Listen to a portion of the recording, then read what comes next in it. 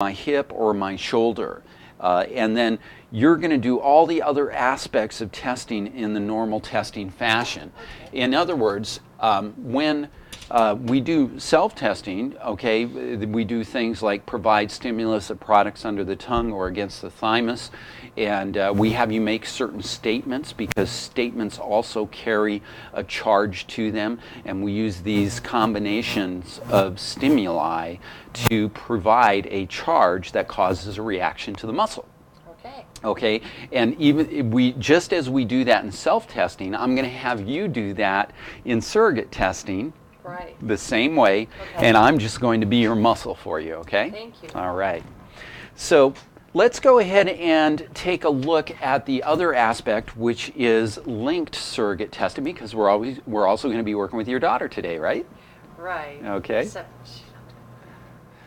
Oh, she had to go to the bathroom? Yes. That's okay. We're just going to talk about it. Okay. We're going to test you first, okay? And then we'll test her second after we get done with your testing. Okay. But let's get an idea of what's happening with the linking person, and which you're going to become the linking person for her. Okay, and she's going to make the statements just like she was doing her own self-testing.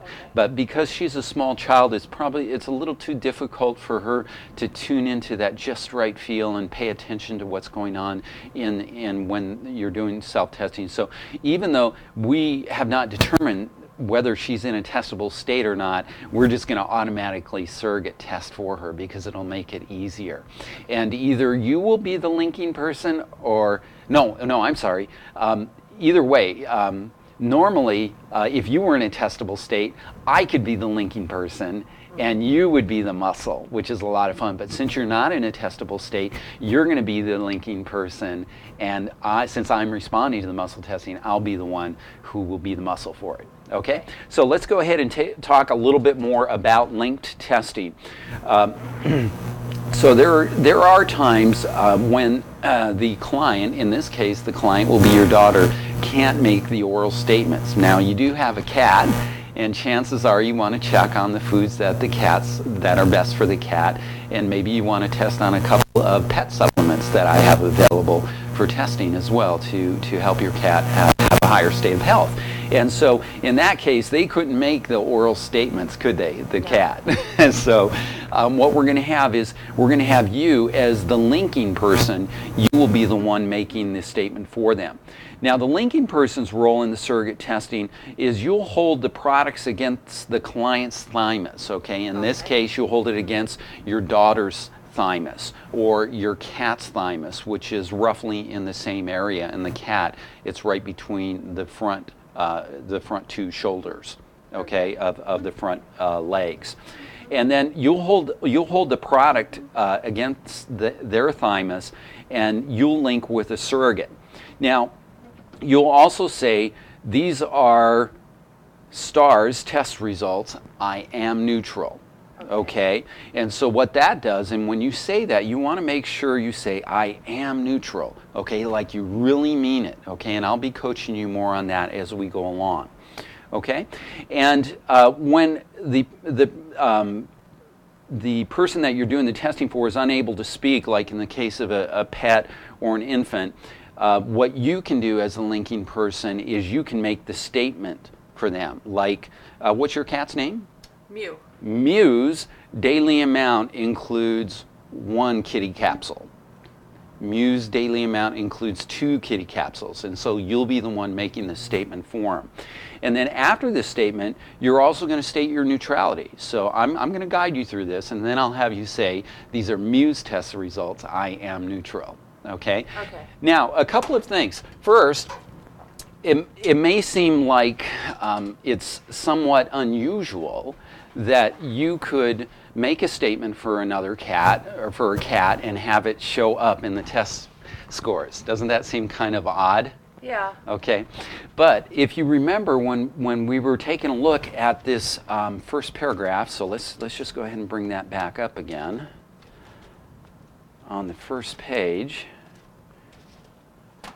which is right.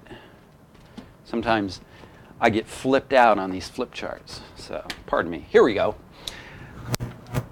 It says the electromagnetic field also surrounds the entire human body.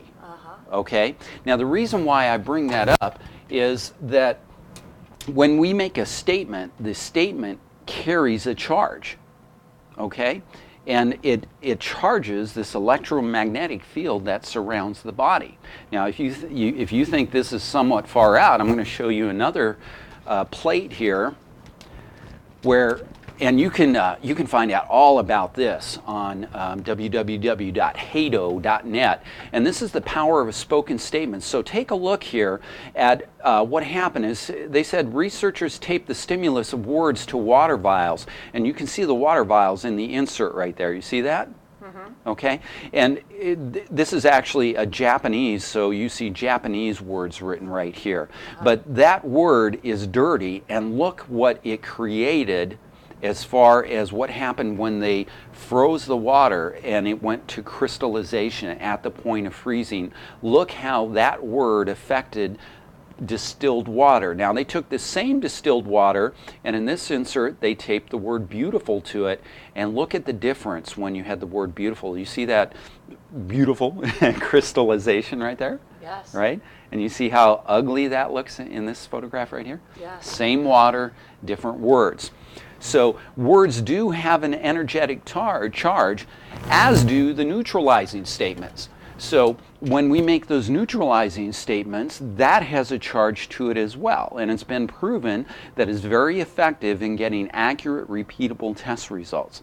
And again, I'm going to be guiding you through this whole thing. Okay. Now you may think it kind of strange that you could place your hand on my shoulder and that transfer, because after all, you're wearing something, aren't you? And so how does the electricity get through? It doesn't. Okay, what happens is that I have an electromagnetic field surrounding my hand, and you have an electromagnetic field surrounding your shoulder, right? And so just by placing the hand, and we recommend the palm of the hand, there's more of a transfer that occurs in this area than as opposed to the fingers. So when you place it, be sure to use your palm, okay? Okay. So what we have is that we have an electromagnetic field that is meeting up with another electromagnetic field. And so in this case, we don't even have to worry about it getting through the clothes, because it's actually gone through the clothes on the outside of you.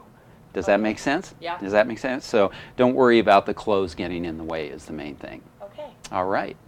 So are we ready to get started with the testing? Yes. Okay, good. All right, so I'm going to go ahead and test you first. And we're going to give you a couple of examples of the testing in action here so that you can kind of get an idea of the flow. And